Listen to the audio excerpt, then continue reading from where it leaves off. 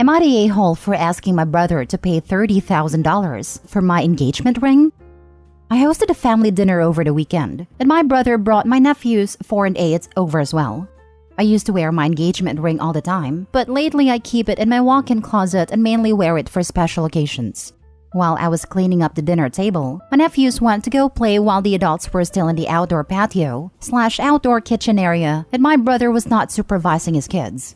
During this time, my nephews went into the master bedroom without anyone knowing and started playing with everything, including my engagement ring. When we came to look for them, they panicked because they know they aren't supposed to be upstairs, then ran into the master bathroom and flushed my ring. We called a plumber in case it was somehow in the U-trap of the toilet and not actually gone. But nope. Unfortunately, it was gone for good.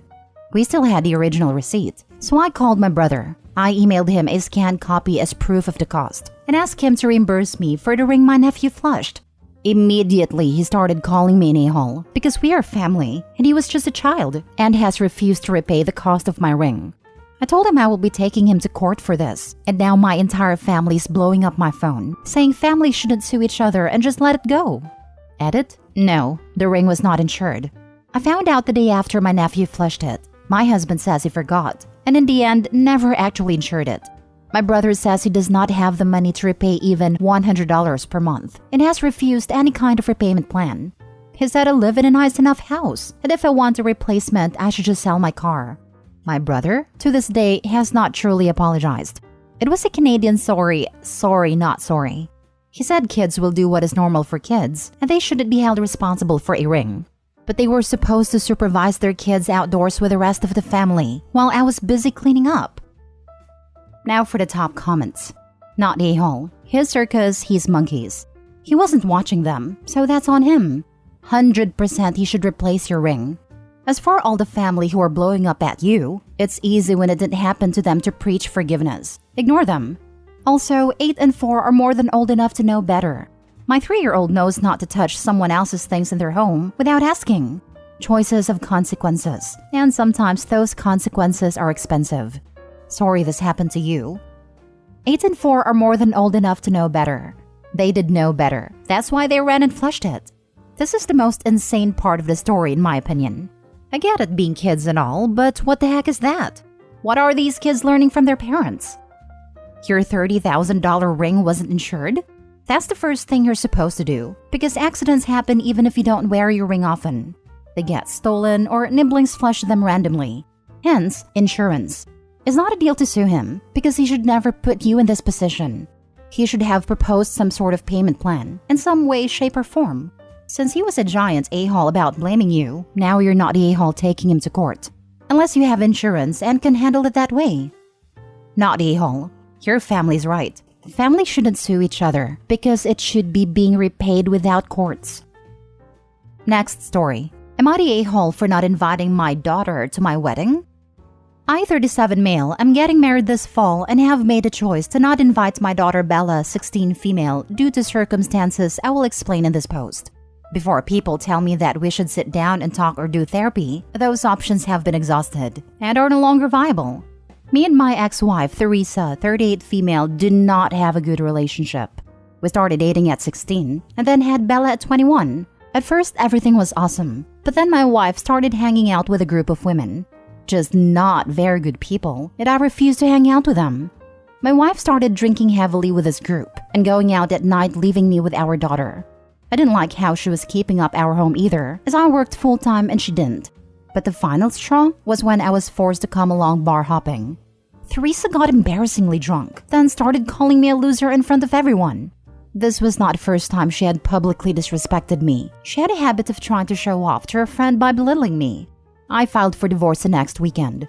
The original custody agreement was 50-50, which then changed because I asked for a DNA test on Bella. I had heard rumors and wanted to confirm. My ex blew up and refused to allow a DNA test to be done, solidifying what I expected. My ex went back and got pretty much full custody because I refused to pay child support without a DNA test. And this has been the arrangement for 5 years. I see Bella a few times a month. I do what I can, but I don't have custody, so it's difficult. I'm engaged to one of my best friends, Chrissy, 33 female. We've known each other since college, and Bella hates her for no reason. Chrissy wasn't even involved in my life once I got married. Bella for some reason thinks she's terrible, when Chrissy has been nothing but nice to her. Then recently someone showed me Bella's social media where she blasted us, saying how she had a deadbeat dad. Not true, as I paid for her and her mom for 7 years, and still give her money whenever I see her, and called Chrissy a loose woman in the same post.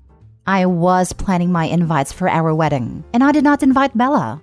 She didn't care for us. She called Chrissy a slur and shamed me on social media, lying for attention. I also don't want drama at my wedding. It should be a fun time, not another event for Bella to hijack. Well, my ex-wife found out about the wedding and asked what Bella's role would be. I told her she didn't have one because she isn't invited. I called Bella and gave her my reasoning, as well as telling her that her posts on social media played a factor, so she should be more careful what lies she wants to put out there. She tried to apologize and say she would behave at the wedding. I told her that I knew she didn't like Chrissy or me that much, so why would she expect an invite? She called me an a-hole, and we haven't spoken since. Am I the a-hole? I wouldn't go as far as calling you an a-hole, but don't expect to be able to salvage any kind of relationship with your daughter in the future.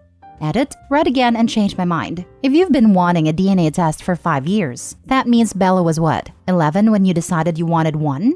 Which tells her that you only consider her your daughter and want 50-50 custody if she's genetically yours, regardless of the fact that you raised her from childhood. Weird hill to die on if you actually care about her at all, and weird to expect her to want to get along with your fiancé. You're the a-hole. I mean, do most people consider their ex's kid with someone else they were cheating on you with to be theirs? Some people keep in touch with their stepkids after a divorce, but plenty don't. I don't think that is a weird hill to die on. Bella was apparently 11 years old and living with OP half the time. It's really simple to do a cheek swab and send it in for testing. Ex-wife's refusal sounds like an excuse. Daughter, you're the a-hole just for that. Get a court order for a paternity test before you stop paying child support. You also raised this child, but suddenly she isn't your daughter? That is new depths of a-holehood. Legit, and he's upset that his daughter is mad at him for abandoning her. Of course she's not going to like his new wife. As far as she can tell, her dad abandoned her for a new life. You're the a-hole OP. You are a deadbeat and a terrible father. Info, why didn't you have the courts order the DNA test? That's like standard divorce and custody procedure number 1. Your ex would have been held in contempt if she refused a court-ordered DNA test. This makes no sense. Probably because he was already declared her father at birth, because he and the mother were married. Courts usually do not disestablish paternity unless it is directly asked to, since paternity is already established. I'm going to get trashed for this for sure, but why paternity test is an automatic thing? Sure, it's a happy family event when someone is born right there, but sometimes that can be behind lies. Sure, I know laws pretend to protect the child, but at the expense of whom? Next story. Am I the a-hole for saying just because I don't wear my wedding ring doesn't mean I'm trying to hook up? Forgive me if I spell something wrong. My buddy said to post my story here due to all the backlash I'm getting from a job. I, 41 male, have 2 jobs. One is a full-time blue-collar job where I work with cement a lot just for some background. And the other is a small firm another buddy of mine owns as a part-time accounting associate. So at this accounting firm, everyone else knows I'm married and has been married for 17 years, with 2 kids, 14 male and 12 female. They hired a new full-time accountant. Let's call her River. To me, she has been a crowd pleaser, and due to most of work being virtual, we had a much more lax dress code. For context, for my primary job, I work for 10-hour shifts a week, and normally Monday to Thursday. Then Friday and Saturday I work at my buddy's firm, basically do reconciliations on an accrual basis. I normally don't wear my ring because sometimes I have to go help on a project and have lost many rings in cement without realizing it. So I normally don't wear it when I am working because everyone already knows that I am a married man. The only thing I talk about is my family, construction, and accounting. Then some of the guys at the office were talking about River, how she has been dumped by her boyfriend and is looking for a new man. Me, being the kind person I am, said I hope she finds a man who would make her happy. Somehow what I said got to her, and she thought that I was hitting on her. And she came up to me and tried to tell me a sob story about her man was insecure about her having a lonely fence. I said that is definitely a deal breaker for most, so I guess she thought I was saying I am an exception. So she asked if I want to record some content later, and I politely said, "No, I am married." She said, "Why don't you have a ring on then?" And I said I don't wear a ring because they normally get lost in cement. She said, "You must want to appear single if you don't wear your ring here." And I said, "Just because I don't wear a ring doesn't mean I want to hook up with some professional." She screamed and called me a misogynistic pig and said she will get me fired. I just laughed and said, "You're selling your body for money. Back in my day, they had a name for those. They're professionals." So I ask, am I the a-hole here? Now for the comments. You were not the a-hole for the entire post until those last few sentences. Big for your response to her. It was unnecessary and cruel. I bet it made you feel really big though to belittle someone. It was pretty necessary. She asked a coworker to make adult content with her, didn't take no for an answer, and called him a liar and insisted he wanted to appear single. If she's going to be sensual and pushy, she deserves to be insulted. I bet if it was a man doing it to a woman, you'd be saying the exact opposite of what you are now. Yes, honestly, calling her a professional is basically what she was to OP. She wanted to hook up with him in order to get paid, even if it wasn't by OP. Not the a-hole. Also, she is admittedly a worker who was propositioning to you. What does it make her? The only criticism people can make to you is the wording, but she was the one who started by harassing you at work. You should take the initiative and tell your boss before she tries to control the narrative. I hope he heed that advice. He is now in a vulnerable place and cannot trust her. Not the a-hole. You are not wrong. Don't let anyone tell you otherwise. He called a spade a spade. She wasn't angry at a time of making money through OF by selling her pictures, but is now angry that people openly associate her with her profession? You stood your ground, man. You are a believer in true gender equality. I completely support you. Same. If I was there, I would have said, "Get wrecked," after that line. Haha. It sounds like he was dishing the same energy she was giving. But I agree. He should let a supervisor know before she does, and this whole thing becomes more unnecessary drama. Last story. Am I the a-hole for asking boyfriend of 3 years to not go to a wedding without me? Me and my boyfriend have been living together for a year and been a couple for a total of 3 years. I've met my boyfriend's childhood friend that I'm now posting about several times, and he has always been very kind to me. However, meeting his fiancée was a different story. She was very rude to me, talked only to my boyfriend. And when I tried to be part of their conversation, she told me that my boyfriend used to be in love with her friend, which I had no idea about since it happened 10 years ago before I was part of his life. I continued to try to be kind to her and complimented her engagement ring, asking when they were supposed to get married. And her reply to me was, "When is your boyfriend going to propose to you?" I was surprised and said, "I don't know," and remained silent for a while, letting them keep their conversation going, before asking my boyfriend to come with me to the bar to get a drink. At the bar, I explained I didn't feel very welcome and asked if we could leave. He wanted to stay and we did. I continued to try to be kind to everyone since I don't know most of the people there. I have since then met both my boyfriend's friend and his fiancée again, and it has been fine. However, we recently received a wedding invitation that states that they are getting married this summer. My boyfriend has paid for a bachelor party that includes them going for a weekend in another country. Unfortunately, my name was not on a wedding invitation. However, it was signed, "We look forward to celebrate our special day with you." Since me and my boyfriend have been a couple for 3 years and are living together, we both assumed I'd be included in the invite. But to make sure, my boyfriend asked the groom if it was okay to RSVP for both of us. His friend responded that they couldn't have everyone bring a +1. As my boyfriend thought it was a decision for all of their mutual friends who wasn't married, he said he understood. However, it now seems that I'm the only one of the girlfriends/wives who are not invited. I would really hate for him to miss this event, but clearly the fiancé doesn't like me, and I feel like if my boyfriend went without me, it would be making it okay for her to exclude me for no real reason. I think he should ask his friend why I'm the only one not invited, and ask how his friend would have reacted if it was the other way around and it was them in our situation.